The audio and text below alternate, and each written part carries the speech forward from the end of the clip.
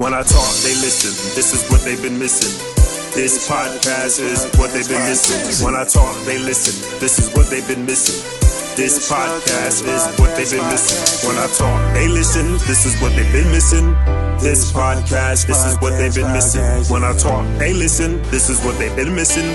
This podcast is what they've been missing. Word.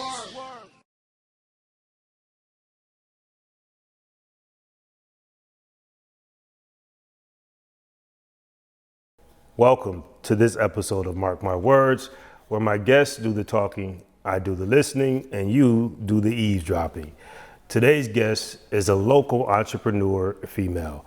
She is one of many that is very established here in the Rochester, New York area. She owns 2 businesses and counting. I'm glad to sit and share the space here today with Ms. Monique Chatman. I almost looked around to see what you was talking about. Welcome. Thank you. Thank you for being here. You're welcome. Before we get started, I wanted to first make a public apology to you and make sure that we clear the air amongst each other. Many years back, you lost a loved one of many, which was a loved one to you and a friend of mine. I did make a post that was too soon, too close to it happening, and I didn't take into consideration that it can be considered as her, but you considered it as her, as rightfully so, as your family. And for years you held that, and again, rightfully so, if you think somebody's publicly disrespecting your family after they're deceased. That wasn't the case. We filled that out this past few days, but I still feel I needed to apologize because I need the eavesdroppers to know that sometimes we do things too soon. You know, comedians like to say, oh, that's too soon. And it's kind of comical, but in realistic life, it can be too soon, as I was too soon. So I wanted to, since I did it publicly, I wanted to apologize to you and your family, or whoever I heard it publicly, that I didn't mean any malice or any intent behind that post regarding your family. I appreciate it. Okay. I'm just boisterous, so it did hurt my feelings, and I thought that it was definitely right. Too soon and too open. And I want us to discuss that, so people that's looking. So, because what did you feel when I wrote that? Because knowing me or knowing of me at the time, what did you feel? I felt like it was you saying, for one, I'm not helping do nothing because you should have your orders and affairs for afterlife in place before you pass. Okay. And it was at the time, I think her sisters were reaching out to see who was going to assist. Okay. Because she was in Atlanta. We had to bring her here. And I just felt like everybody don't think about life insurance. Okay. Everybody don't got a plan to die. Everybody's not planning on dying. We just living to live. That's right. And I just felt like that was just a punch at her. And I am the matriarch, and I do have... I'm the one in the family who is like the protector, so I felt like I had to say something. Okay. I felt like I couldn't let it slide, so okay. I had to be direct. I felt like you were being indirect with the status, so I had to be direct in the response to let you know that, for one, if you don't want to help, shut the fuck up. Shut up. Like, you didn't have to say that. But then we found out that she actually did have life insurance. And then I wanted to go back and say, now what?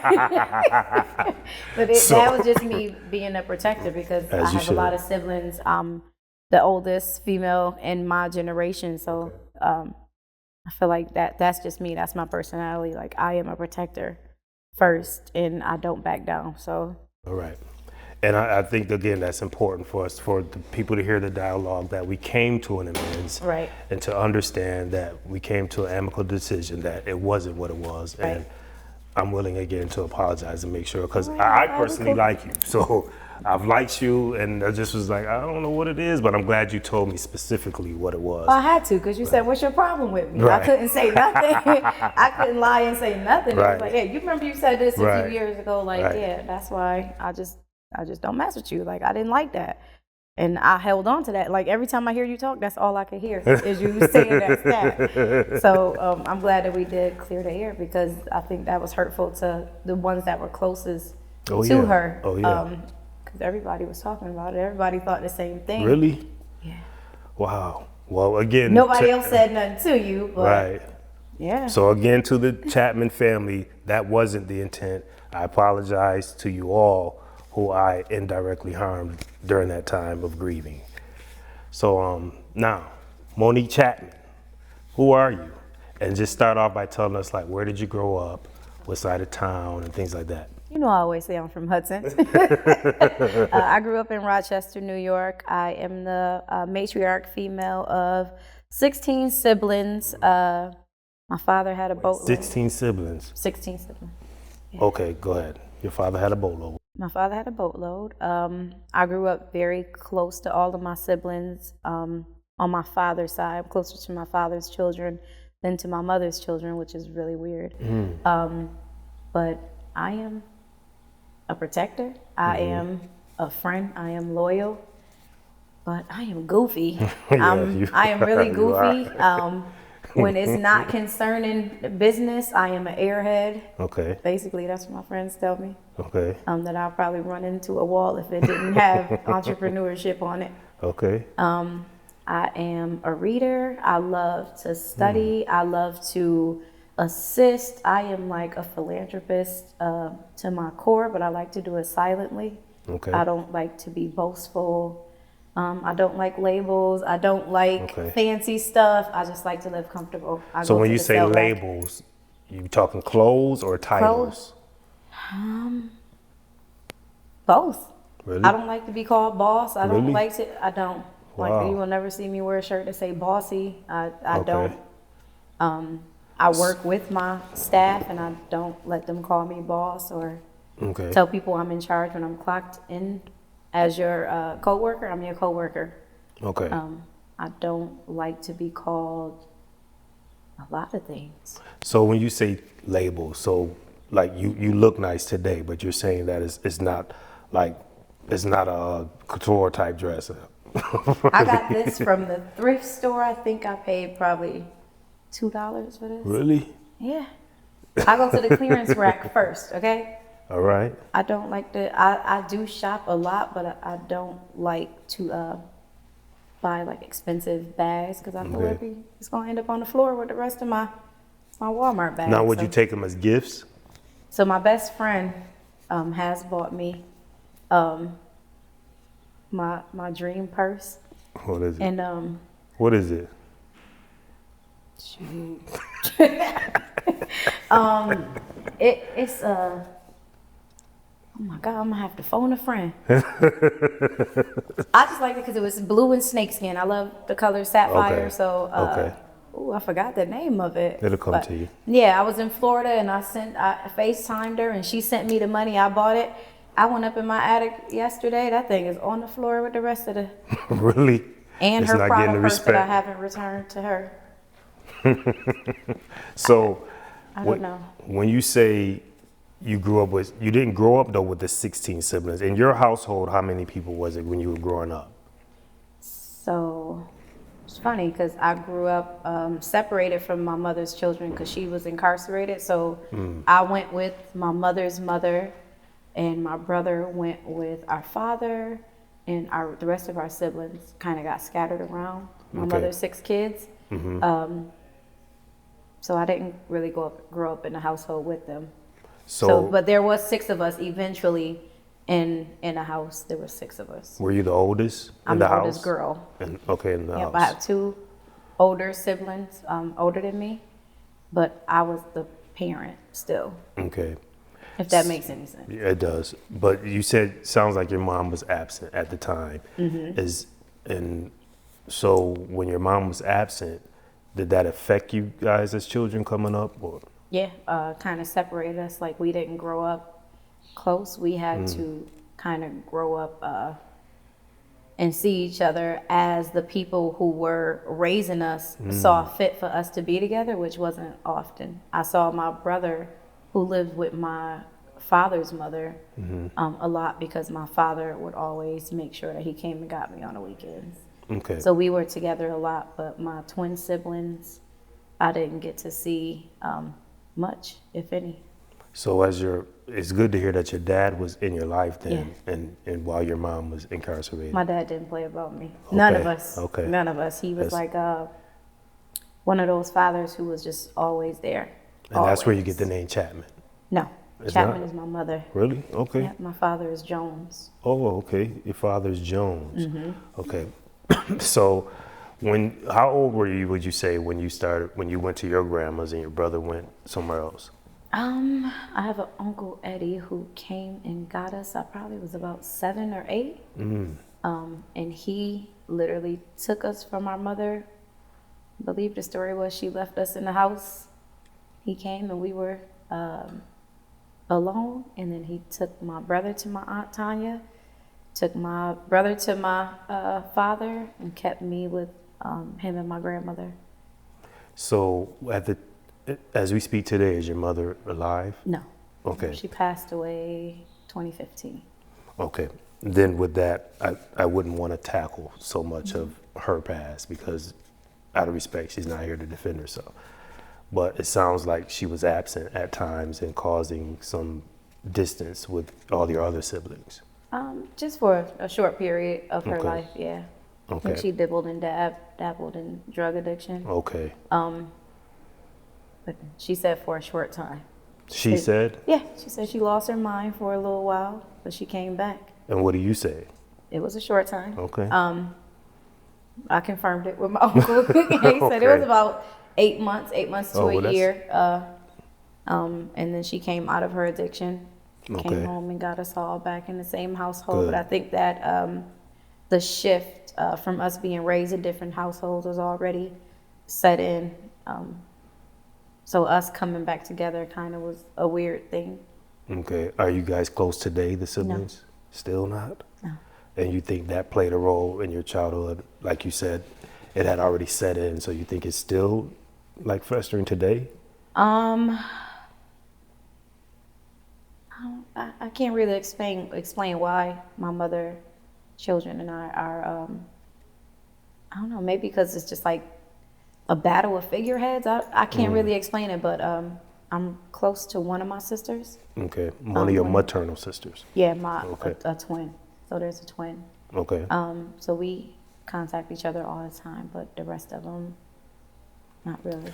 So, my baby brother Bishop and I were close. Okay. Except for he just got murdered 2 years ago. Oh wow, sorry to hear that. But at the time of his passing, we were arguing, and we never used to argue. He was like my first son, literally. But at the time of his passing, we were beefing over the dumbest thing. And 3 days before he passed, I went to look for him just to call him dirty and to argue with him. And I didn't find him. And I went on a trip to Atlanta. And in my head, I was like, when I get back, I'm going to make sure I find him. Because it just had been like too long. And he lived with me for a long time. So I just wanted to contact him, call him dirty a few times to kind of clear the air because I hadn't seen him. But then I didn't get the chance because while I was in Atlanta, he got killed. So throughout the years, how did that affect you? It's only been 2 years. So the last 2 years or so, do you often think of, boy, I didn't get a chance to make the amends I wanted? Yeah, all the time. So what do you think your brother, do you think he held it against you? Like, right. No.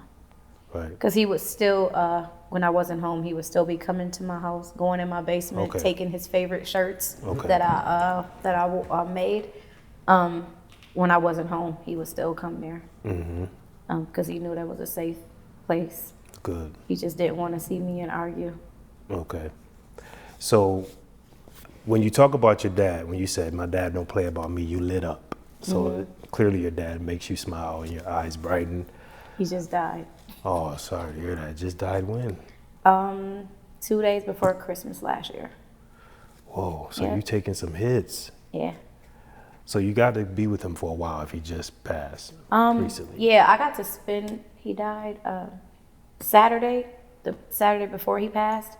I got to spend all day with him. He came up to my spa and he literally sat in a chair all day, watched me work, helped me paint my toenails, and slept in a chair as I did my clients. And then the following day, he spent all day with my sisters cooking. That's what he always used to love doing, is cooking. And he would call me, literally. I swear, like 12 times a day, my father would call me. I know all you day. missed that. Then. Wow. I mean, every time my phone rang, he would be calling me, asking me, "Hey, baby, what you doing? How you doing today?"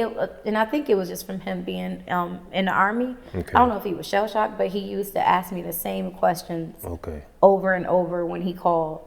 So the last time he called me was Tuesday. I was with a client, and I saw it was him. I just picked up and I'm like, "Daddy, I'm working." I didn't give him a chance to say anything, and I hung up the phone. And that was the last phone call he made. So I still like kind of hold on to that, because I never let him say anything, and he had a heart attack. So I be feeling kind of guilty. Well, you shouldn't, because you had a relationship long term, and you didn't know that was Or gonna he happen. could have just wanted beer and cigarettes too. So I don't know what he was calling for, but yeah. These two people are very special to you, I see. Your brother and your father. I hate that it ended like that, but I know they're shining down, just happy about what you're doing. You have done so much since then, so I'm just glad your dad got to see. He didn't get to see the coffee shop open? No, but he never missed Right. anything. You always see my father with me, dressed in one of them droopy suits. The old school. Yeah. Didn't want to get him. Yeah, Take like him in. my fondest memory of my father is that every time I had one of my children, when I came out from my cesareans or came out of labor and delivery, he was in the room before I returned back from delivering my kids. So when they brought me back in the room, all 3 times with all 3 of my children, he was in the room. Oh, wow. And I asked him, "How you know where I was at? Like, who told you I was having a baby? Okay. Like you thought I didn't know?" And he was always there.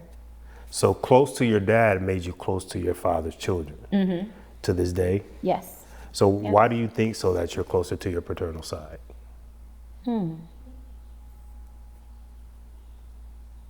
I have zero idea. I felt like I had it kind of easier with my mother. The way she would spoil us. We had a lot. They didn't have a lot. So I would always go over there and throw them parties and Halloween parties, make sure they had Halloween costumes, kind of just to protect them.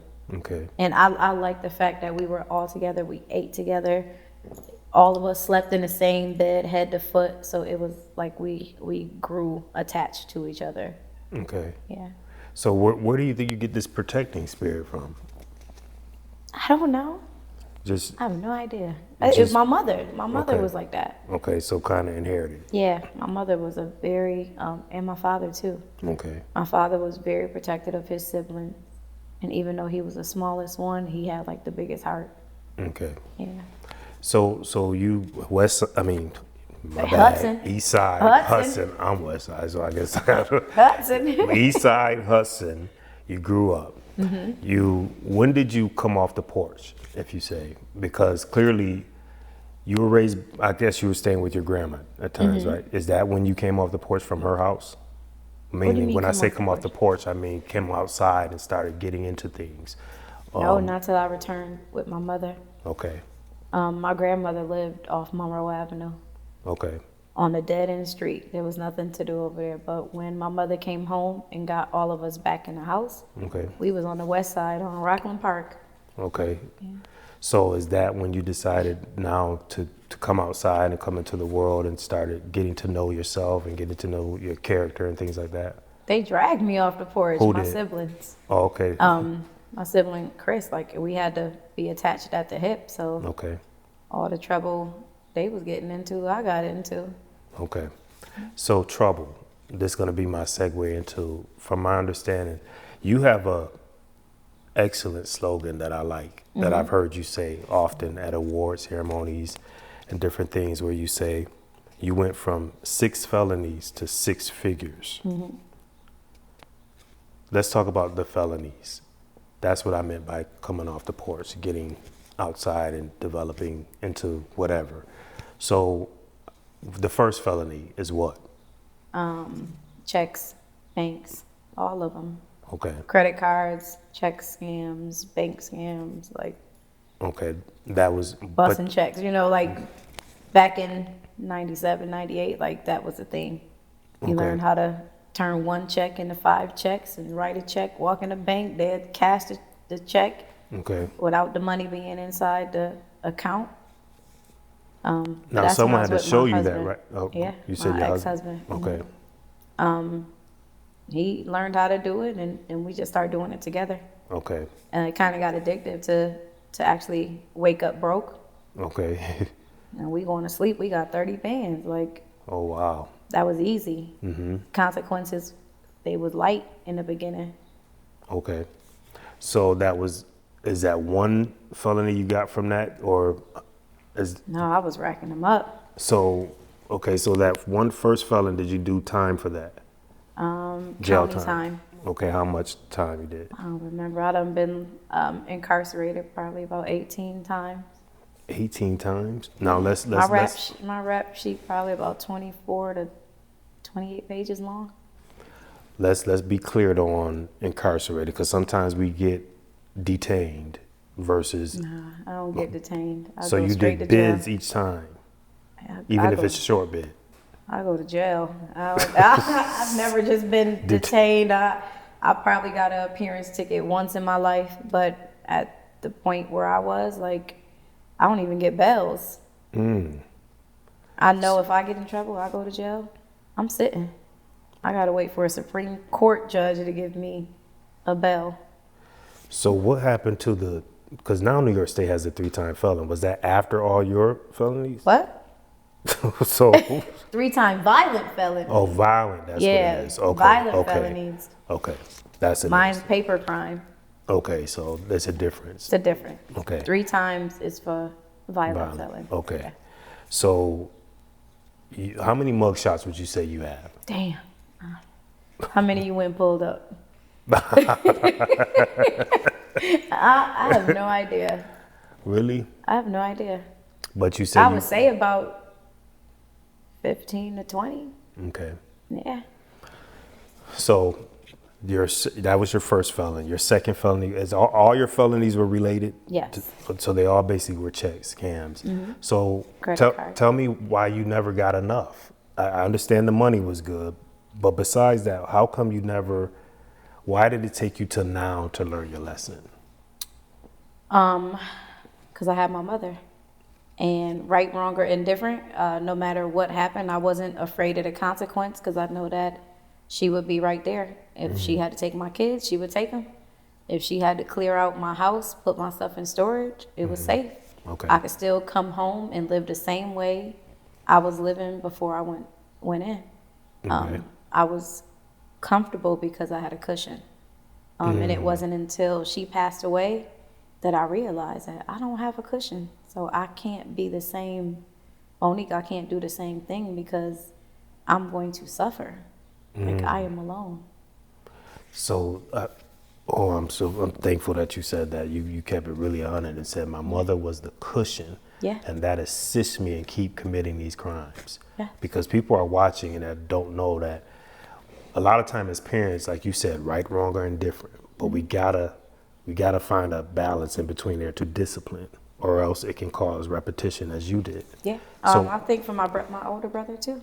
Wow. Like, my mother had us, because she was already incarcerated before, she knew the ropes on the inside. I literally had a card store in jail. My mother never missed a day writing me in jail. So I never felt lonely. I never felt abandoned. I never felt really like I was in jail. I had the best of the best. Anything that you can get in prison, my mother sent to me. And when your dad was visiting you? My dad would just send me pink slips. Okay. Yeah. He wasn't as active as my mother. So that's another good thing to hear, that you're basically saying you never kind of learned your lesson because you never felt like you knew you were incarcerated, literally, but figuratively speaking, it was like you're not getting enough punishment, really, if you will. You were getting letters and taken care of, so it made you not get to a point of, I'm not going back. So did you ever go to prison? Was it always county bids? No, I've been to prison 3 times. Okay, so you've been to prison. Yes. Bedford, Taconic, Albion, all the women prisons except for the ones for work release that are in the 5 boroughs. Looking at you, Monique, I don't even want to say, I'm not going to ask your age because you're a lady, but you do not look like you, all this story you telling, all this years you put in and all this and kids. Like, so what was you doing about the skin in there? Like, how was you keeping up to look young? Oatmeal. Oatmeal facials, like we literally. Really? Yes. Oatmeal facials. Wow. Which, okay, one of your businesses is skincare. Yes. So do you implement that in your products? No. You don't? Only in soaps. I use goat milk and oatmeal soaps often. Okay. So getting back to this part of, because I want viewers to understand that the magnitude of the bids you did and the time that you had with the judicial system to where you completely are turned around. Yeah. So I want to make sure that we stick to you said you've been at least 18 times incarcerated. You probably have at least 15 mug shots. Yes. You were consistently doing the same crime. Now, what was it? Was it a high? Do you see like a rush with the scams you were doing? Like, It was a fear. what It were was you? greed. Okay. I can honestly say I did this program called KSAC, and it's like a drug rehabilitation program.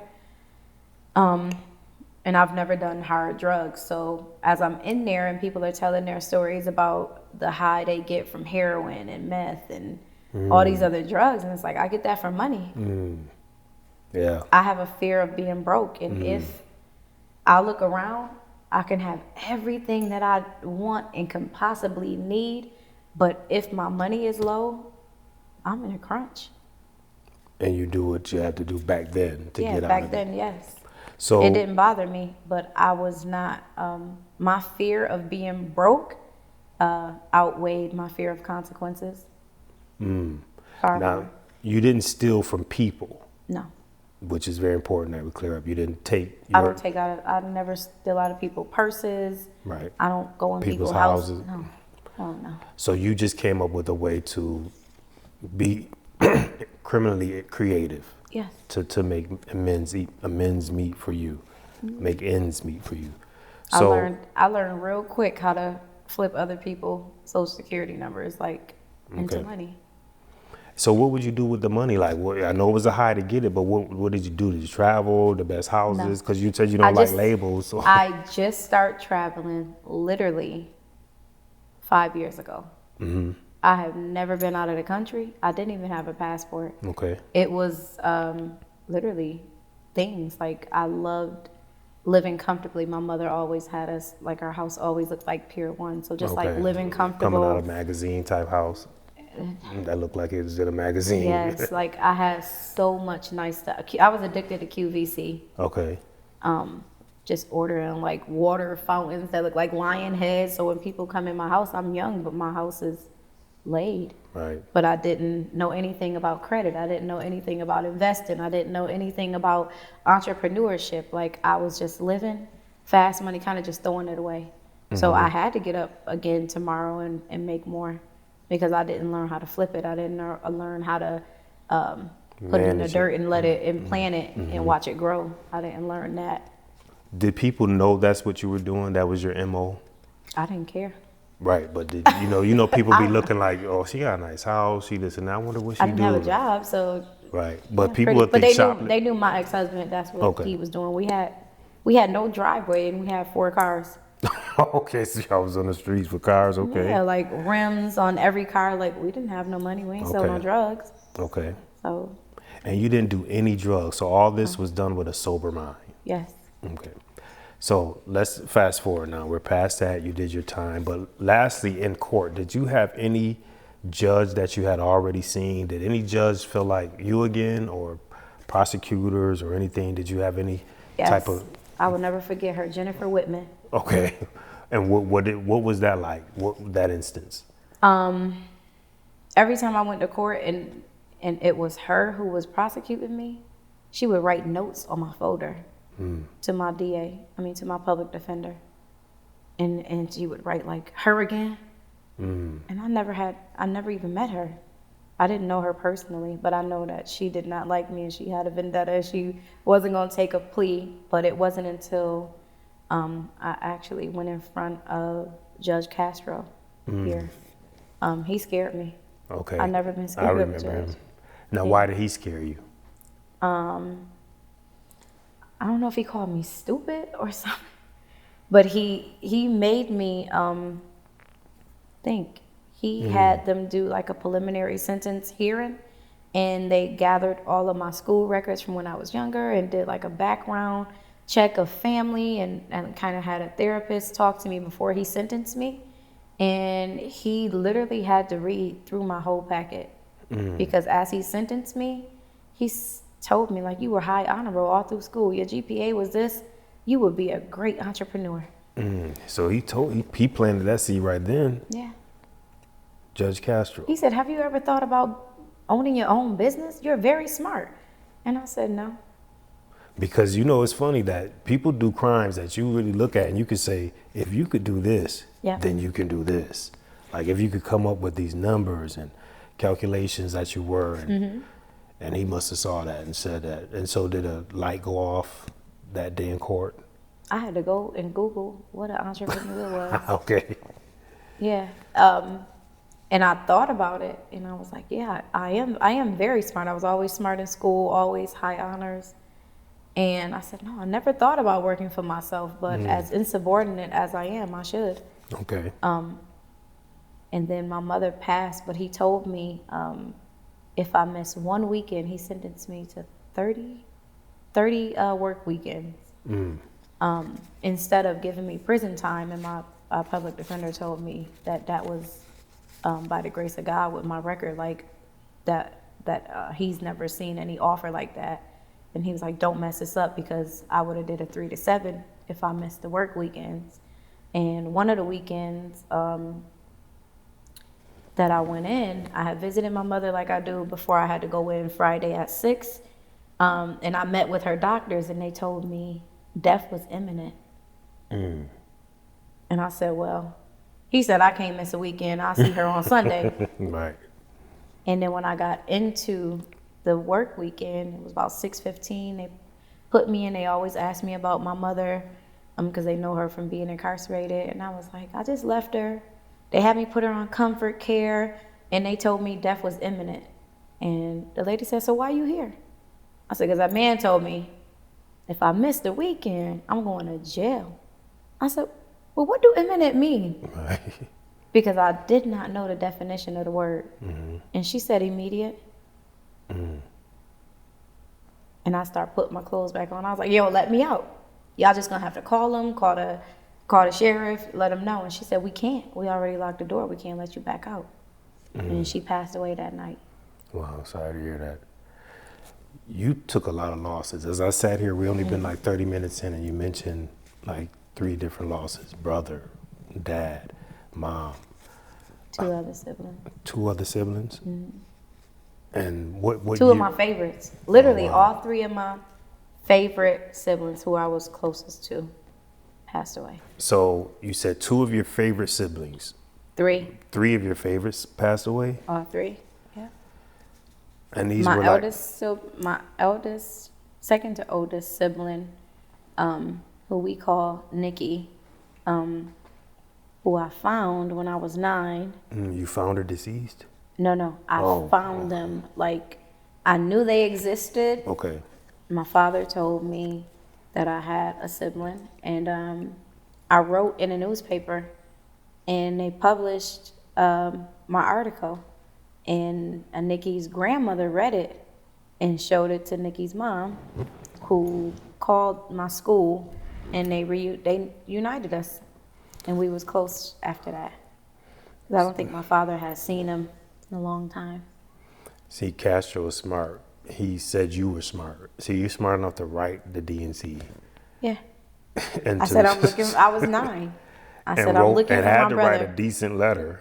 It had to be well written for it to get, you know what I'm saying, to the paper. Monique, I'm just glad you're where you're at now. We're going to get there. But losses. how do you deal with all these losses, like the grief? I see when we talk about your losses that you get emotional. So they meant a lot to you. So do you, because you come across to me as tough, like tough skin, as the protector you are, do you ever have moments of where you just let loose? Every day. Really? I'm at the cemetery probably more than the people who work there. I'm there. I try to go most mornings. I do like a roundabout. I visit. I even, my sibling and I, when my baby brother, who was my mother's youngest son, passed, she came to me in a dream and she said, Moni, I can't find him. So we had her dug up and put her right next to him so that they're close. She did come to me 3 months later and say, he getting on my nerves. And I said, well, I ain't moving you back. Yeah, you ain't moving again. So, but yeah, I just deal with it by just giving them the best version of me. And I make sure that when I pass away, that my children will know how to deal with grief just by giving them memories and making sure that I'm present. So is that how you deal with the grief? Falling back on the memories you have with the many you've lost? Yeah, I make sure that I always mention them. Okay. In Greek, they said you never really die until the last person who loves you says your name for the last time. So I always speak about them, always. A lot of you still don't do any hard drugs. No. You know, with all you've been through, Monique, people need to pick up something to. I ain't said I ain't do soft drugs. I'm not talking like edibles. I'm talking like not edibles. I'm diabetic. Edibles Okay. have me passed out. Okay. I can't do edibles. I'm talking like, people do like heroin and things like that just so they can. Never sadly, tried it. Okay, so you Never just tried nothing. you deal with this stuff on a sober mind Yes. with all the losses. You know, I probably would if I wasn't afraid of needles as Okay. bad as I was, and I don't like pills. Like I can't swallow pills, so Okay. I wouldn't even be a good drug addict because I would be too scared to get high. So it seems like to me you dive into your creativity. I write. Okay. And you write, you read, you said. So what type of books you read? Right now, I'm reading a book. It's called How to Be a Coffee Bean. Okay. And The Purple Cow. Okay. Shout out to Albert Jones, the photographer. He got me into, he called me the Purple Cow one day. Okay. And I didn't know what it was. And he told me to read this book called The Purple Cow. And he said, as you ride and you're taking long trips and you can see 100 farms and you can tell the kids in the back, there go a cow, there go a cow. After the 10th farm, they're going to be like, well, we done seen all the cows. But if you say, look, there's a purple cow, they get excited. And he told me, you are the purple cow. Wow. Before I even opened up the groom room. Okay. So I had to go and I read the book, and I continually read it. There's a few different versions of it, but I like to read inspirational books. Okay. I've been reading the 48 Laws of Power for about 10 years. Okay. Over and over, or you mean you haven't gotten through it? No, I've gotten through it. You just keep reading it. Yeah, so they have a few different versions that come out. I just like to read the stories behind the laws, sort of like a Bible, the stories of how kings and rulers use different laws to disrupt or rule over the masses or the trickery. So it kind of teaches you how to think. Okay. Beyond the recordings or beyond the teachings that you get socially or from people who haven't really expanded or lived a full life. Okay. So I like reading books from people who know exactly what they're talking about and who can tell me exactly where to go, how to get there, how to relax, how to practice mindfulness, because I'll be losing my mind. Take us back inside of the prison.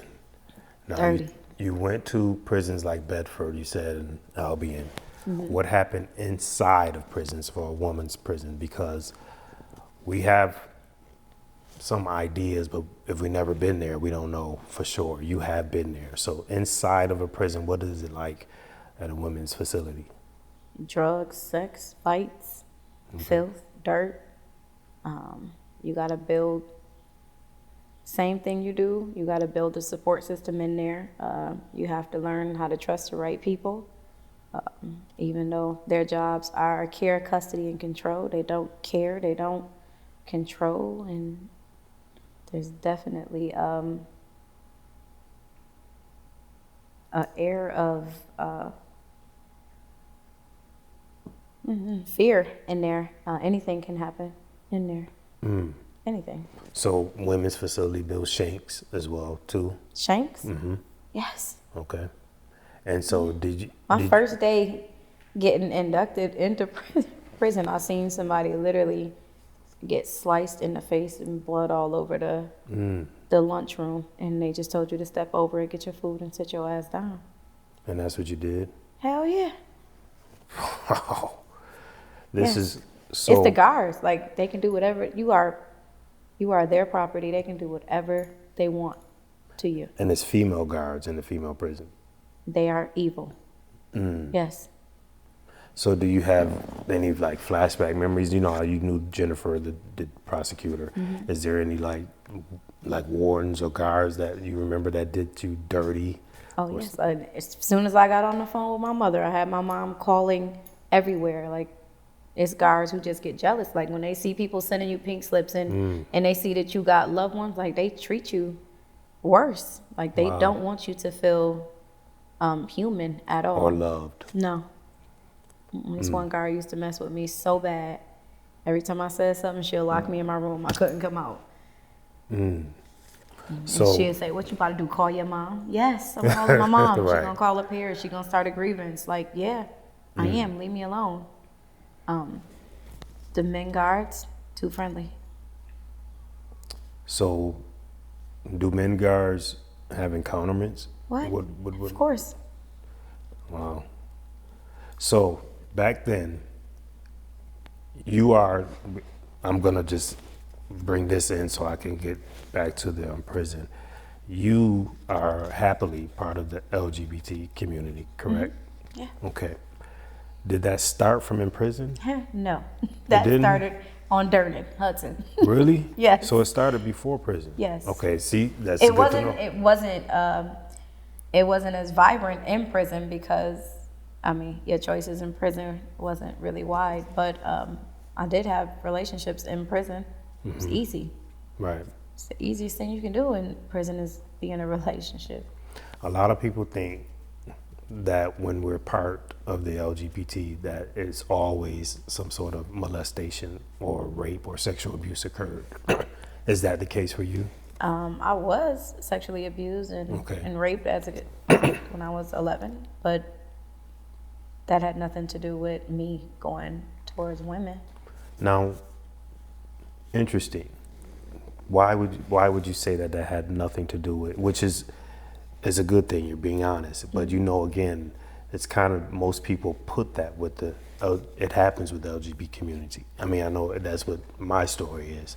You know, it started with molestation, but I liked girls before then.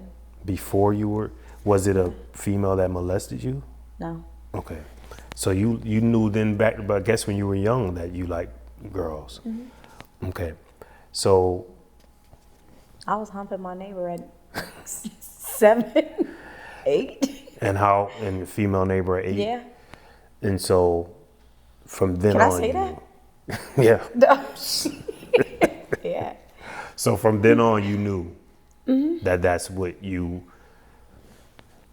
Not preferred, but just liked, yeah.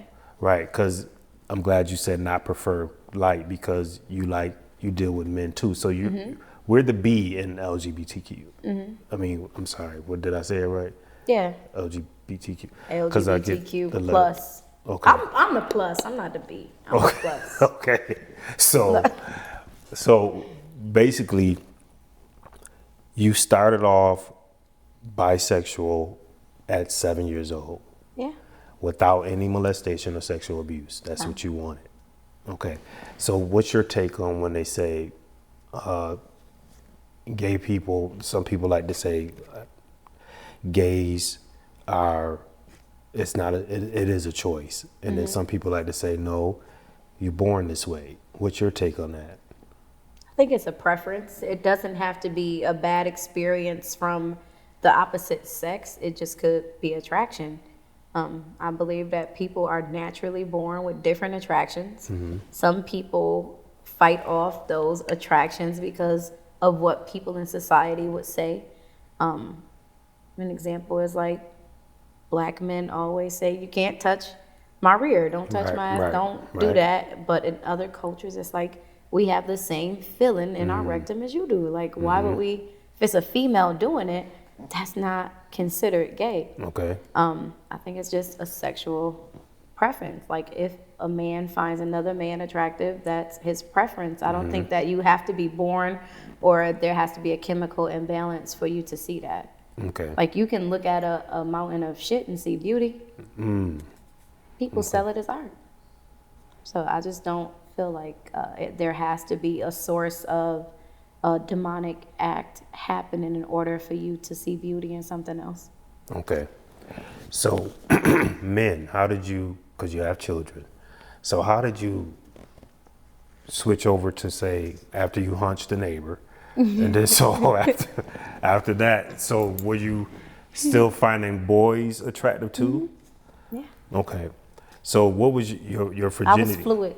Okay, that's why you say you're after the cube. Yeah. Okay. So when did you lose your virginity? Like, to who? To what sex? So I actually I didn't lose my virginity. Losing your virginity is Penetration. willingly, I'm going to say, hey, come on, let's try this. Okay. My virginity was taken from me. Oh. And then I had consensual sex maybe 3 years later, 3 Okay. or 4 years later. Okay, sorry to hear that. So your virginity was not consensual. Not consensual. Wow. So years later, when it was consensual, what gender was that? Boy. Okay. That was your first time. You enjoyed it. No. You didn't? I was confused on like, wait, what? Because mentally you knew you were desiring women, but you actually went ahead and penetrated for the first time with a man. So Yeah. that was your confusion? No, my confusion was I thought that you're supposed to feel like euphoric. Like, I thought you're supposed to be in love like a fairy tale. Like, Okay. I didn't really understand what sex was. Okay. I just knew that people always say you can have sex to feel good, but it didn't make me feel good at all. And how old were you then? 14? And you didn't feel good after it. So what happened after that then? I mean, I tried it again. with a different man? No, Same man. And same results? I mean, it got a little bit better, but Okay. it hurted. So Okay. I didn't really like it. Okay. I guess I wasn't relaxed. I'm not really sure what happened, but it wasn't what I used to see when I would sneak in my Watch grandmother's porn or something. VHS and watch her porn. It's Not like your that. grandma porn. Yeah, she had boxes and boxes of VHS porn, so I would watch it while she was at work. Okay. And I was like, well, am I supposed to make these fake noises? Like, is that what makes it feel? I don't. And be as verbal.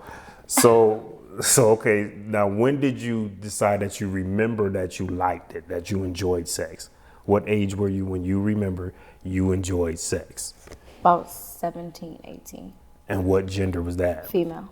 Okay, so your first enjoyment was a female. Okay, so correct me on the terms. What's proper to say? Lesbians, dykes, bulldaggers, which Oh, bulldagger. Well, that's Bulldagger right. is a piece of log. okay. Lesbian, I guess. I don't know. Okay, lesbian. So lesbian relationship, your first enjoyment. People want to know, how does that go? Who don't know? People know. Yeah, you're doing that, but with what? Somebody had to strap on a dildo? No, scissors. Oh. Scissors, like, Scissors. y'all don't know this stuff? I promise I don't. So scissors. Scissor is no dildo. Now Cardi B said both I of think y'all. y'all should scissor. Yeah, Right. like, if you scissoring, you in love. I'm telling you, like it's not a dildo because I didn't really get. So I'm gonna tell y'all a secret, Lord God. Tell it. Judge your mammies, okay? I know that's right. I could never have sex with a man without a vibrator. Up until I was probably about 32, 33. Like if I'm having sex with a man, like I have to have clitoral vibration or I couldn't enjoy it. And why is that? I don't know. So, no, I want to go back to this scissor because I picture it. Are y'all legs? Scissor, yes. Okay, let me teach y'all something real quick. Scissor, this is your clit here and this is her clit, and scissoring is just y'all legs on top of each other? Yeah. And that's an excitement. Yeah, I'm excited right now.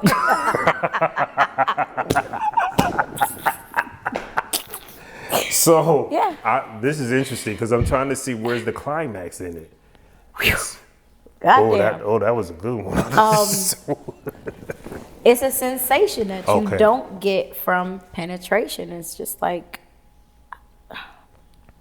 damn, I hope my daughters ain't watching this, but they already know. It's just a different sensation. It's kind of like body to body, skin to skin. Okay. On some old Mooney Long type. Okay. So you're not interested in dildos? If I'm with a woman, no. Okay, because even though I was with a partner who was strap attached. Attached when they're having the sex, right? They don't wear it through the day. No, they don't. Through the day? Yeah. Wait, so where does it go? Like, where if they're wearing a strap? Same place yours go. Tuck it.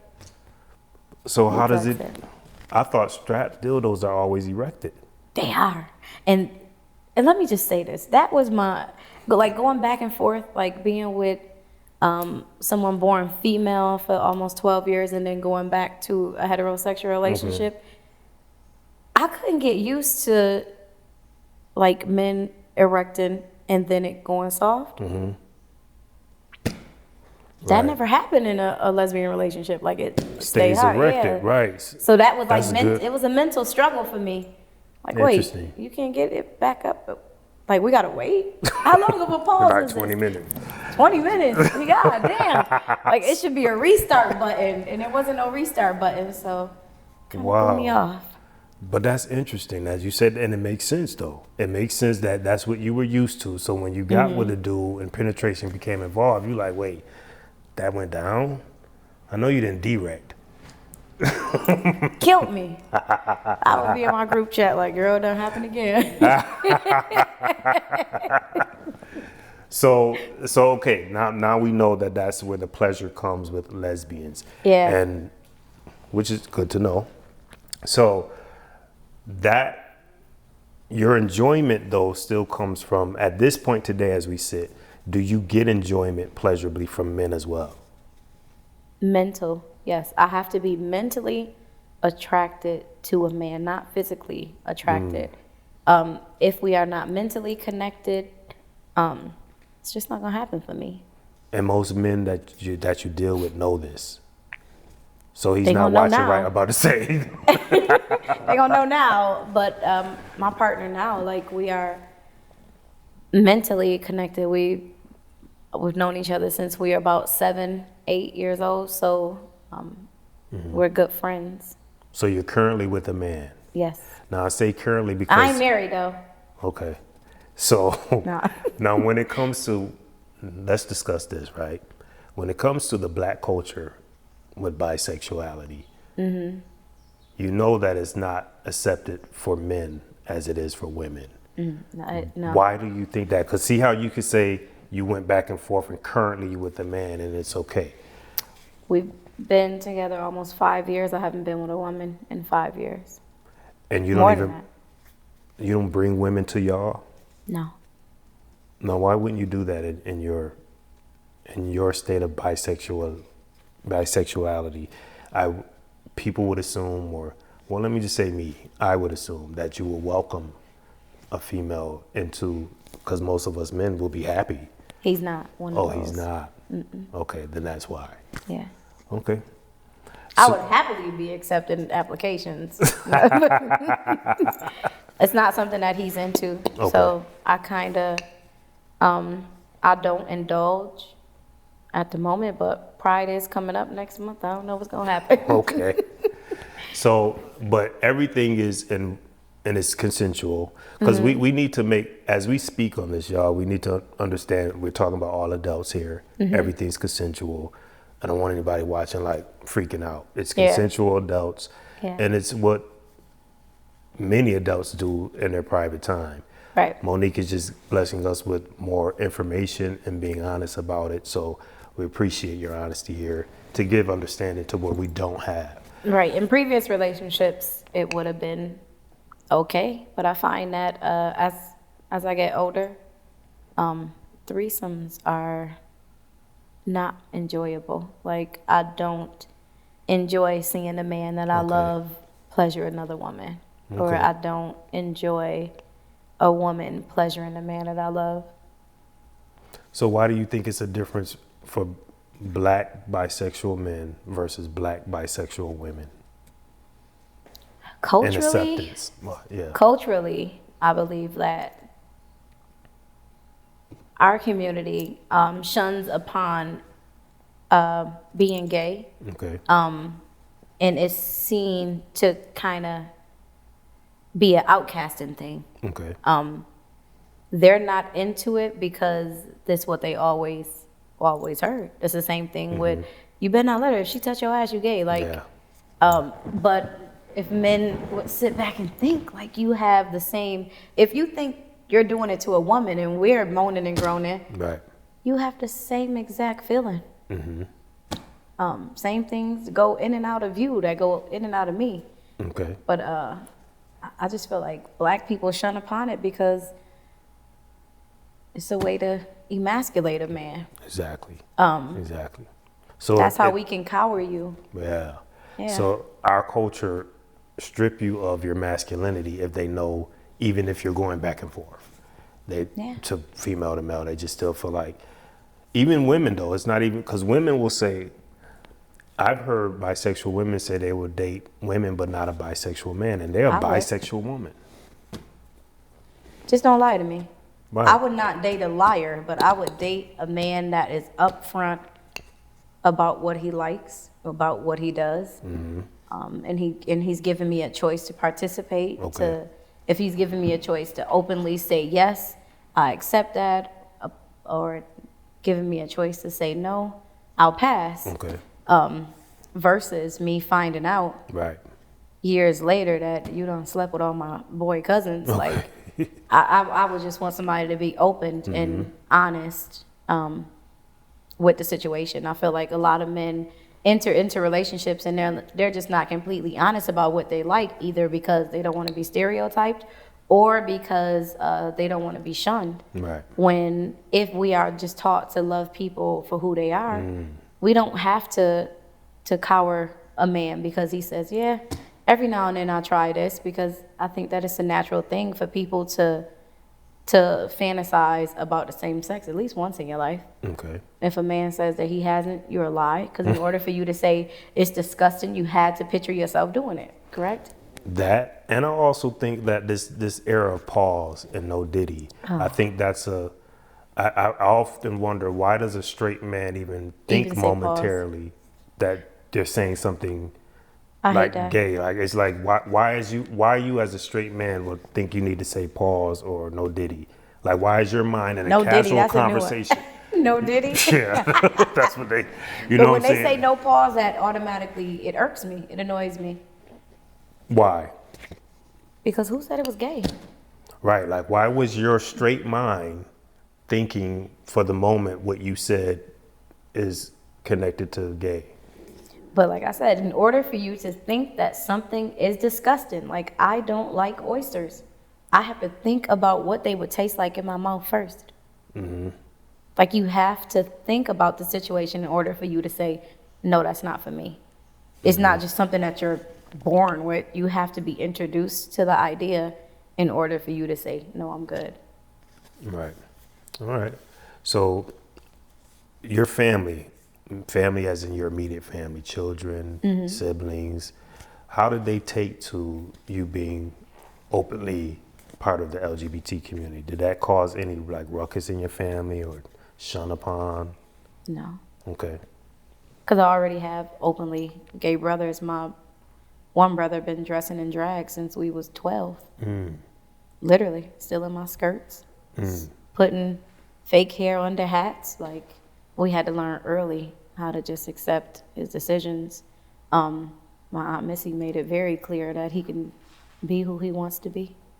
And we have to respect that. So we had to learn early. So me introducing my ex-spouse to my children, it was just like, this is who I choose to love. And they had no problem with it as long as, you know, that person came in and loved them too and treated them fairly. And I'm gonna say 15 years later, still in their life, still a co-parent.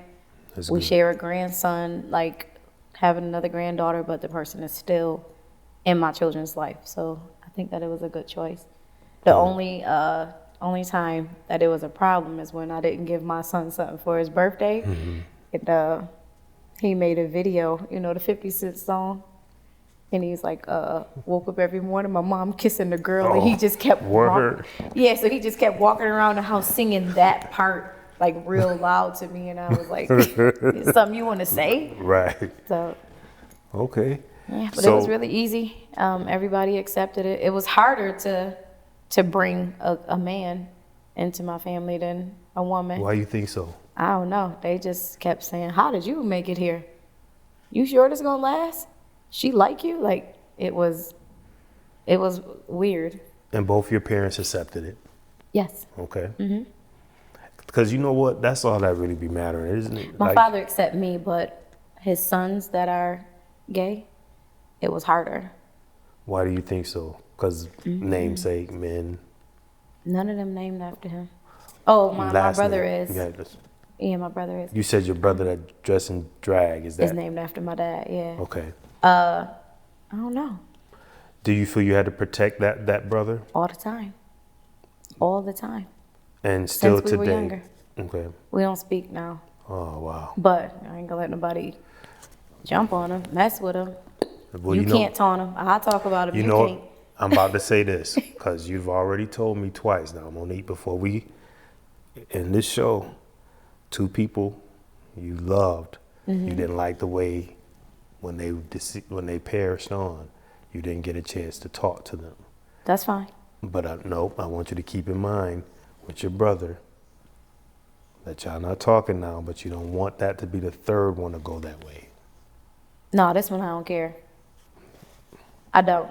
Only because I'm standing on, I feel like they just disrespected my father at his passing, and that's like something that's unforgivable to me. Okay. Like, I don't play about my father. As you should. And I'm gonna get off of that because it's family, and I don't want them to be looking like we being. You can watch it. I don't care. So as we again, so now as your change, your transformation was after hearing all this, because sadly people would judge you even for the LGBT, which crazy still in this culture that people are still judging you for that. They'll judge us for that, but right. still do it behind closed doors. Yeah. Yeah. Which is weird to me. Yeah. Yeah. So, but hopefully not, because again, who you are today. So we got past your criminal history. That is no longer, because when was the last time you even had police contact? I just hugged the police this morning. No, 12 years.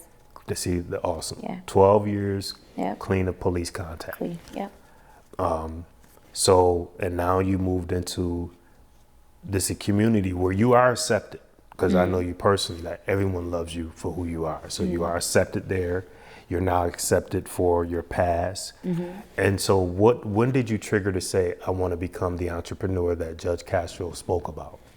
Like what age when you said before? Oh, this just happened. No, Yeah, when my mother passed away. Okay. I always say it wasn't until she died that I began to live. You knew that, it wasn't until your mother died that you began to live. Yes. And that's when you knew that you no longer had a cushion, and so you had to get it out of the mud. You had to get it. So when she was in hospice, I would make her scrubs and lotions with the scent of white diamond in it. Okay. Because they wouldn't let me spray her. And I would go every morning, 5:30, wake her up, wash her up, brush her teeth, lotion her, because she wouldn't let the staff touch her. Okay. And she always wanted to smell like white diamond. So when she passed, I went back. I didn't miss a weekend. Like, she died one weekend. On that Friday, I made sure her funeral was planned not on the weekend. I went in and I got 3 pieces of paper after she came to me in a dream. And I'm like, Mom, I'm just so depressed. I don't know what to do. And she said, you remember that stuff that you used to make me? And I'm like, yeah, what about it? In my dream, I promise you, she said, bottle that shit up, and walked out of my dream. I was in there. I had no paper, no nothing, because when you do weekends, you don't get to order commissary. You don't get to order paper. So I borrowed 3 pieces of paper from the girls and a pen. And that was on a Saturday morning.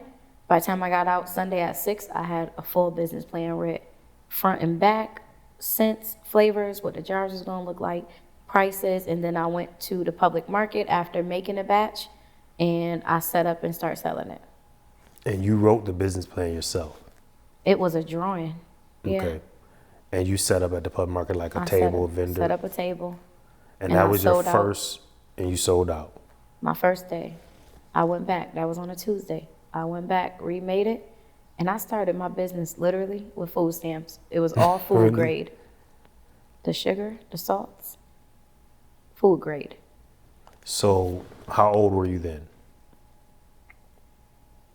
This was 5 years ago. Probably about 36. So 5 years ago is when you 36 started the groom room? Yep. We've been Wow. in business almost 6 years.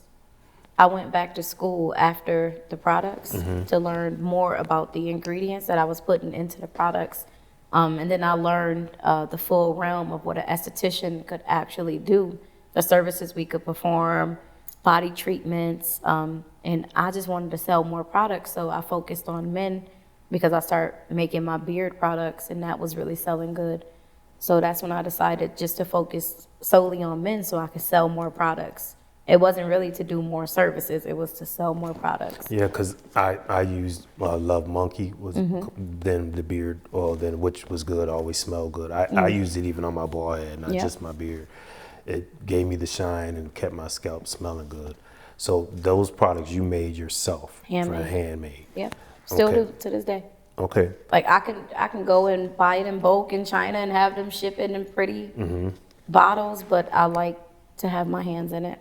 Okay. It's just a certain love for the mixture and the recipe. Like it would be easier, more convenient for me to sell it how they make it, but I like to do my own batches. Okay. And so the groom room, that's a men's spa, if you will, men's spa. Yep. It's just strictly, it was created for men, but you do service women? Or? Yes, we do. Okay, but it's created for men. Yeah. What like made a safe haven. What made you think to do that here in this demographics? Again, I have a whole bunch of brothers, and I always run behind them, checking their nails, checking their feet, making sure their feet don't stink. I do. I look behind their ears, look for dirt under their nails, and they dirty. And it's like, why don't you feel like you are important enough? Like, go get your girlfriend nails done every 2 weeks. You send her to get her nails done. Why your nails not done? And it was just me trying to change the mindset of the men around me, that they are important enough to be taken care of, to put themselves as a priority. And then offering services within our community that men in the community can afford, versus going out to the other men's spas way out in Penfield where you got to spend your whole check to get a facial. Right. So I wanted to provide something in the city that was affordable for men's wellness. And speak on, I'm glad you did that, because I'm one of those guys who's into self-care.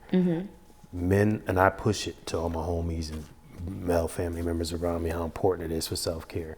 But a lot of men mix that up with being feminine Sexuality. and Yep. sexuality. They mix Let's talk on that. metrosexual up with homosexual. Yeah. Yes, metrosexual is just high maintenance Okay. versus they do see a lot of the gay men take care of themselves because they set themselves as a priority. They want to Okay. look good, they want to feel good.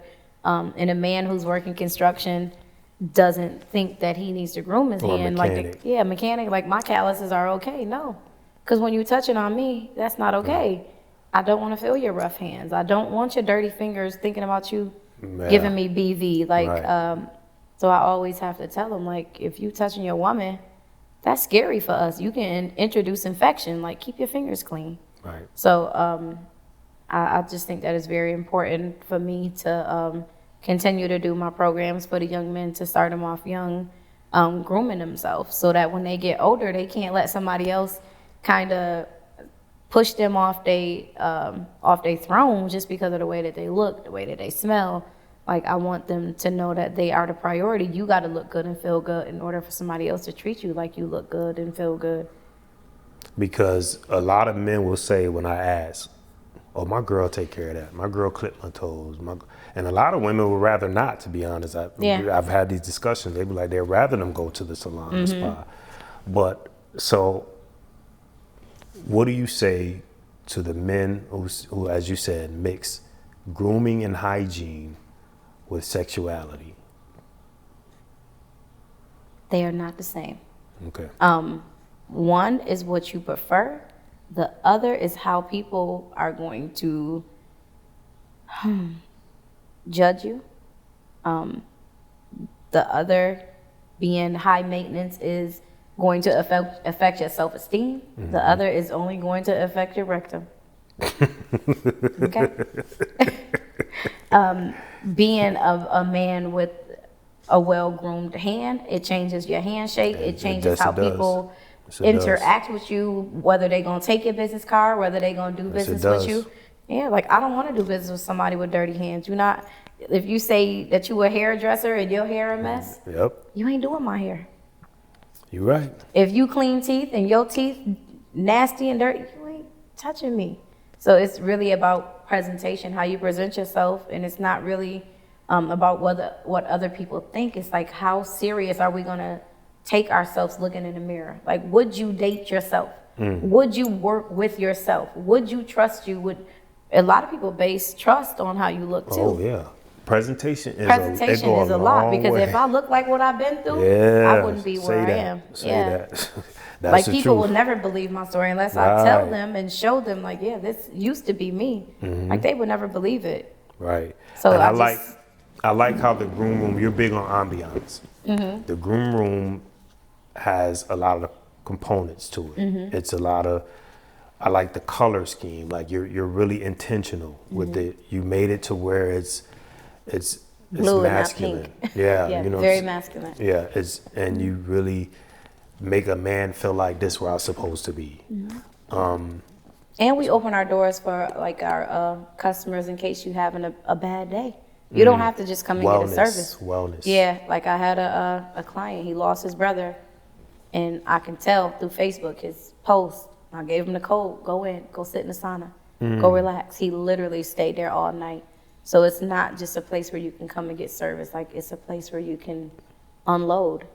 Here in Rochester, New York. Can you tell them where it's at specifically, please? We are at 215 Tremont Street, door number 8, but we are relocating into Grease Ridge Mall, trying to do that pivot in the next 60 days. Oh, a bigger one place then. No, we're downgrading because the space for me right now with the cafe, it's a little bit too much, and then I don't have people who are hungry enough to be consistent in the field. So for me to focus on both businesses and to focus on the clientele that I have on my plate now, I'm just going to downgrade it, and then I plan on opening up in a metro city in the next 2 years. And that's where, you know, it's funny, when I'm gonna be honest, I said that's such a great idea that she's opening the groom room, but I wonder how it would do demographically, because metro cities are magnetic to that. Like Atlanta, that's, you know, Miami, that's where I was going.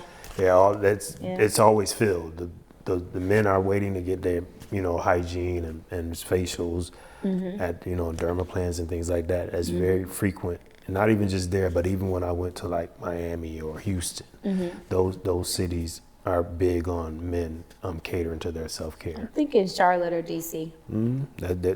That'll work too. Because in DC, I can get three to four cities in one metro place. Now, your next business is your more recent business. Now, coffee. When black people, I'm just going to keep it a buck, don't normally think to open a coffee shop. What made you think to open a coffee shop? My grandson. Really? Why? What did you... If you follow me on Facebook, you know that almost every morning I get him, we go to Dunkin' Donuts. When his mother was young, she used to always drink coffee with me, but it was coffee with a lot of water. Okay. He knows the difference. So he drinks hot chocolate instead of coffee, but he has to have his coffee. And I told him, when you get older, that's going to be our retirement plan that we can do together. And I did this presentation for the Urban League of Rochester, helping them tell the assembly that they needed more funds so that they can help more businesses like the Groom Room with their programming. And when I presented in a room of the assemblymen who would give them the funds, one of the assemblymen asked me, what would you be doing if you didn't have the Groom Room? And I said, my retirement plan is to open a coffee shop. Because that's where I literally spend most of my time planning and reading and stuff. Okay. And it just so happened that him and his husband were selling their coffee shop that they had for 20 years. So he found me and offered it to me. And at the moment, I didn't have all the funds to get it. And I thought, like, this isn't my time. It's for my retirement. I'm not even going to look into it. But as he called me, and I thought that I wouldn't be able to get it, everything started being a yes. Like, my credit, great. I bought a house, and I forgot that I had tons of equity in my house. Took the equity out of that. I'm like, everything is a yes, and it was happening so fast. But he only gave me 40 days. To make that decision? To have that check. Oh. And I'm scrambling, and God told me, he said, make a list of 12 people. Knowing that I don't like to ask for help. I don't reach out to people. I don't like people in my business endeavors. I don't like partners. I don't like partnerships. He said, make a list of 12 people. I made a list of 12 people. He said, now go and ask them. Show them your business plan and ask them if they can help you close the gap. I was like, oh, God. I made a meeting, and I met with each and every one of them. Showed them my plan. Everybody's like, that's a great plan. And I met them inside the cafe. And they looking around, they like, this is a great plan. Guess how many of them gave me money? 12. None. Word. Not a one. And I said, God, why are you playing with me? Why you have me show these people my idea? I don't like spilling my soul to people. And I went to sleep crying. Wow. Because I only had 12 days. And I'm like, just forget it. It ain't for me. The next day, Genesee Co-op on Gregory Street called me. And they said, hey, come and sign these papers. I said, what? And it happened. But I will say that Mayor Lovely Warren was like behind me. Great. 100%. And I felt like she was the only person that I was like really telling in depth what I wanted, what I was going to do. She knew the price. She knew what I needed to fill the gap. But I just couldn't ask her to do it. But I felt like she was steering me in all the right directions to find what I needed. Like she literally was the train, the caboose pushing me in every direction. She told me where to go, how to get this, and I got it. But I felt like if I didn't close the gap, like sis was going to close the gap for me. So what's your take on her with knowing that personally about previous Mayor Warren? Because unfortunately, people have their takes on her from the past of what the media tried to depict. What's your personal take on Mayor Lovely Warren? Can't tell me nothing wrong about her. I don't care what the media say. I would be on Facebook arguing with people all day because I know her character. I know that her intentions for Rochester are good. I know her intentions for people, period. There's been plenty of situations that I did not personally know her before, and she literally made a phone call and got me out the way. And she did not know me from nowhere. Didn't have to pick up the phone. Like, I didn't know Lovely from nowhere. Wow. And So- there, I can count 3 times that I picked up the phone and asked her some way bogus shit, and she said, "I'll call you back." And did. And did. That's what's up. So the coffee shop is open. I've experienced that. That's another thing I've supported of yours. Y'all gotta go get the croissant. I get the croissant all the time, sausage, because your bread, the croissant be soft and buttery and crisp as it should be. But it's an intimate setting. It is an intimate setting. It sits in a nice, quiet place on the corner. How is the business going since you've opened? Amazing. Okay. Amazing. Everything you thought it would be? And more. There is a lot. I mean, when I bought it, I thought like it was a clean skate, but it is a lot of twists, a lot of turns, a lot of pivoting that I have to challenge myself to create profits, because what I will disclose is when I bought it, it was a losing business. I just saw a plan, even though I saw in their profit and loss that it wasn't profitable. I sat down with my accountant and I came up with a 5-year plan. And every month I go back to that plan and I make sure that I'm sticking to it, because I know from sales what I could profit. So I just have to be patient enough to implement new things and make sure that the engine is still going. I hear you speak of accountants, blueprints, good credit score, home equity. It is important that I re-say these things because of your past. People would be watching and say, what did she scam to get the business? How did she get the business? Like, I wish. People would think. I didn't even scam PPP money like people. Like, See? I was so honest because I'm so fearful to lose my freedom.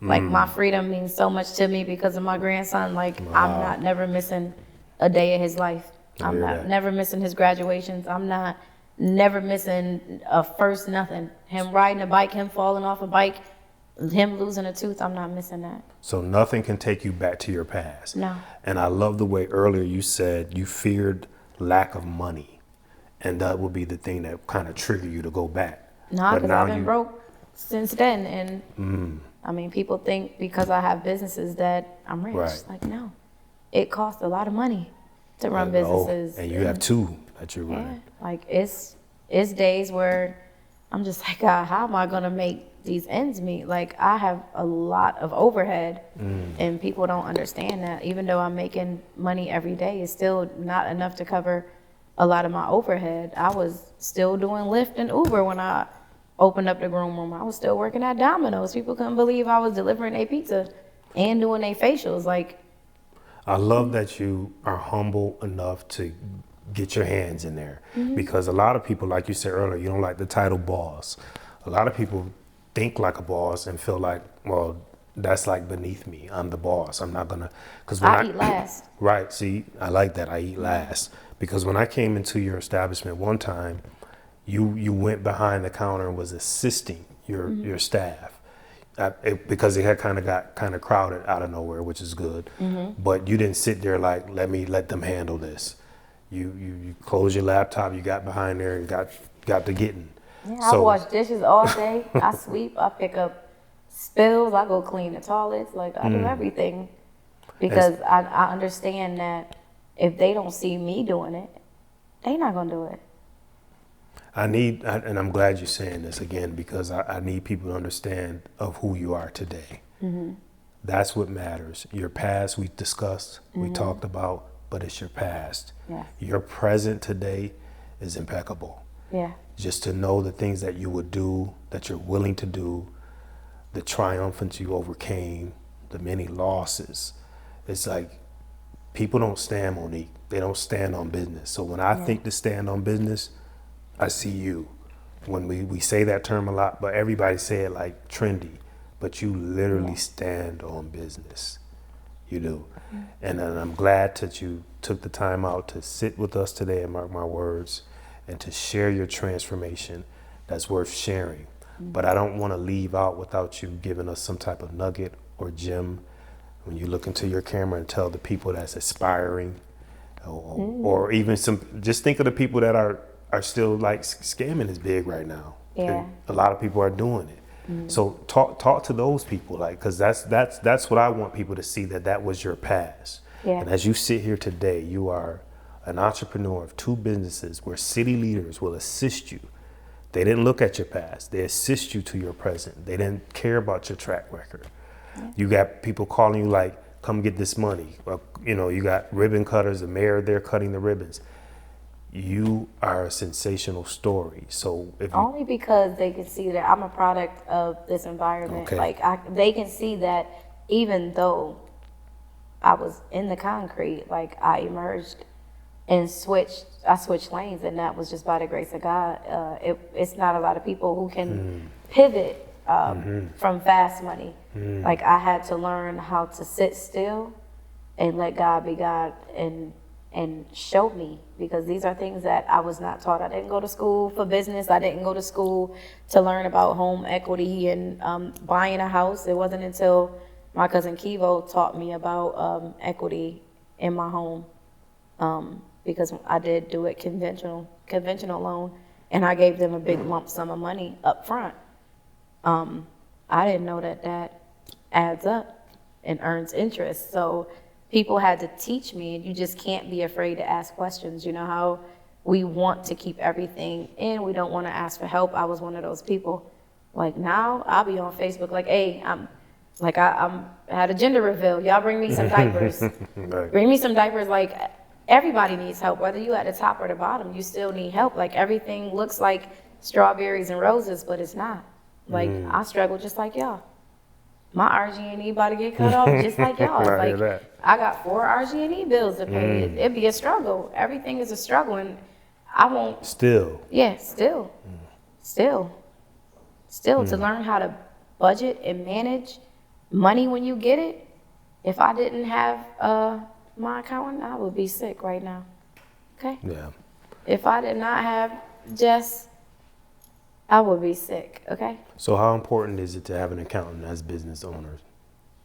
Listen, Ed Spencer and Jessica Spencer saved my life. That is the most important thing. That I think that is one of the only reasons why I was able to get my commercial leases, because of the way that he showed them my business plans, not in words, but in numbers. And how they keep me responsible for my spending and tell me when I'm doing too much and how that's going to affect my future. Okay. So definitely finding people who you trust with your money, because we can get money and blow it. I'm at Rainbow all the time, leaving out with 5 and 6 bags irresponsibly. And until Ed or his wife called me and say, why are you at Rainbow on a business card? That's not your money. I don't listen to them, but but it's just really important to have people around you who can hold you accountable. Even friends, they got to be able to hold you accountable. Do you find it hard to, now that you evolved, do you find yourself keeping the same company, or do you find yourself drifting from some people? Because a lot of times people have hidden envy versus really supporting you. I have the same friends that I've had for a very long time. I don't let a lot of people close enough for me to have to drift, because I have a lot of trust issues, and I'm very afraid to get close to people and lose them. So I keep my same friends, but I do invite good spirits. Because I need that. Right. Like I'm not well all the time. Like some mornings I come in, my eyes be weary because I just left a cemetery. So I be needing good people around me, and I'm not that friendly. So again, if you can talk to the person that's living the life of scamming and frauding right now, what would you say? You're going down. Numbers add up. Like they getting hip to stuff, and I just feel like missing your kids' birthdays, graduation, first words, the consequence just don't add up to the counting. It just don't add up. It used to. It used to be a thrill, but eventually that ride gonna stop. And there's Eventually, it's gonna stop. You're gonna have to find a way to pivot, because they just like they tell drug dealers, you have to learn how to get out the game. You better invest in something. So, I mean, eventually somebody gonna want you from the top. You have to learn how to sit at the bottom and swim back up to the top. Legit. Read a book. Everything you need to learn is in a book. yes, yeah. Follow the right people. And A friend to the show, Sean Watson, said he learned everything he learned in prison reading a book. yeah, To become the funeral home director of memories, all from reading.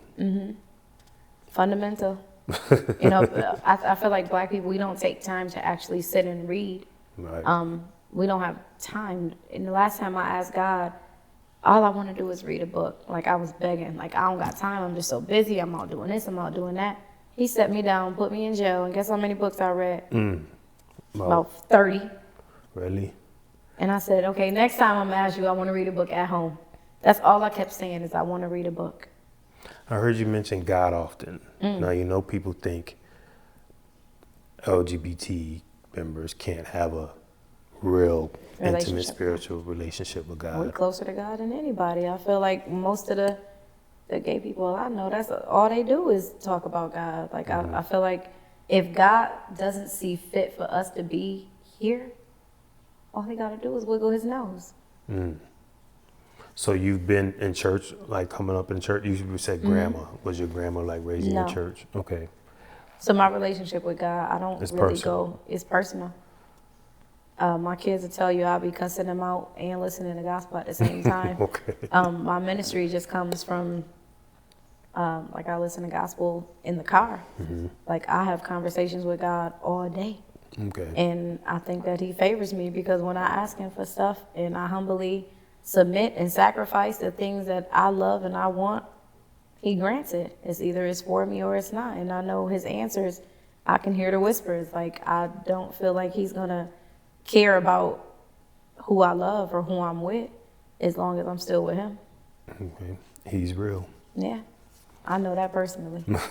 He showed me. He said, watch this. If you don't think that I'm God, watch this. Watch this. And he showed me something. I swear to God. Everything he showed me came to fruition. And this was like an impossible thing. Everybody told me it's impossible. My lawyer, the people in the jail, they told me it's impossible. I've never seen it happen. How's motherhood for you? Motherhood, goddamn. I'm a better grandmother than I am a mother.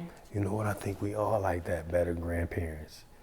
Because I love my grandkids too. I don't know what it is. It's like a second chance to be the better parent that you weren't. Yep, it's kind of like a gift to my daughter. My son is having his first daughter, so I have a granddaughter, and a grandson. Okay. But my grandson, my best friend. So you feel like when you say you're a better grandmother, like why do you say that? I'm present.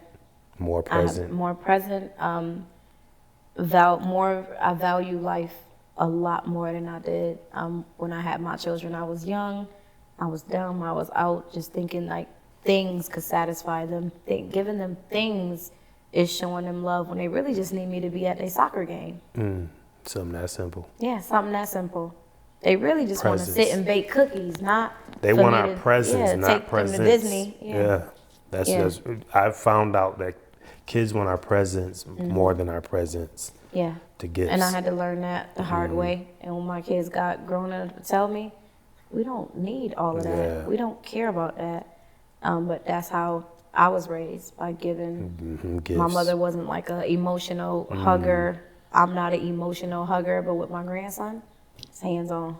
Okay. He will tell his mother, I love my grandma more. And that just makes me feel all warm inside. What's something about Monique that, because you appear popular and people may think they know you, but if they had to find out something today that they don't know about you, that even if it's something silly, what is it something about Monique that people don't know? People don't know. Whether it's something you like to eat, something you do, or something that happened that, just something that people just would not know? Well, everybody know I love dogs. Damn, I'm pretty much an open book. But I do love watching the first 48. I really love sitting and being in solace. Okay. I like writing poetry. Okay, see, I didn't know A lot that. of people do know that, but what I do is I write, I fill up notebooks, and then I burn them. I've been doing that since I was about 15. You never thought You know of Jerry publishing? Sipling? JS, forgot his name. Yep. He's one of the people who, I don't know, he's my brother friend, but he found one of my notebooks and read my poetry before, and then he saw me burn the book. So every time I see him, he'd be like, "You still doing that, dumb?" It's Yeah. because you could really write. So I write all the time. I fill notebooks up, and then I burn them. Wow. But book of poetry, you never thought of publishing a book of poetry? No, it's kind of like my brain dump. Like you get a brain freeze when it's time to really, if you did set your mind to do that. No, I could do it off the top of my head. Okay. But I write it it's my release. Okay. But then I don't want to give it to other people. I don't want other people to find my emotions, so Yeah. I dispose of it. Interesting. Yeah. Well, it was such a pleasure sitting with you, Monique. It really was. I thank you for taking the time out. I know your busy schedule. Right. That you can come and sit with us more than an hour at least. Yeah. And give us this. And so I want you to give your addresses of both businesses before we close out again. Okay. Groom's Room and Groomsmen. Is it the Groom Groom's Room. Room? Okay. And the coffee spot. The name of it as well. Okay. So the Groom Room Men's Spa and Lounge is located at 215 Tremont Street, door number 8. And Equal Grounds Community Cafe is at 750 South Avenue, located in the South Wedge, right at the corner of Caroline Street. Please, all eavesdroppers that's watching, please go and support. Eavesdroppers? Yeah, they're my eavesdroppers. That's what they call. So all of you, please go and support Monique at one or both of her establishments. And I just want to conclude with just knowing that your past issue is not your present identity.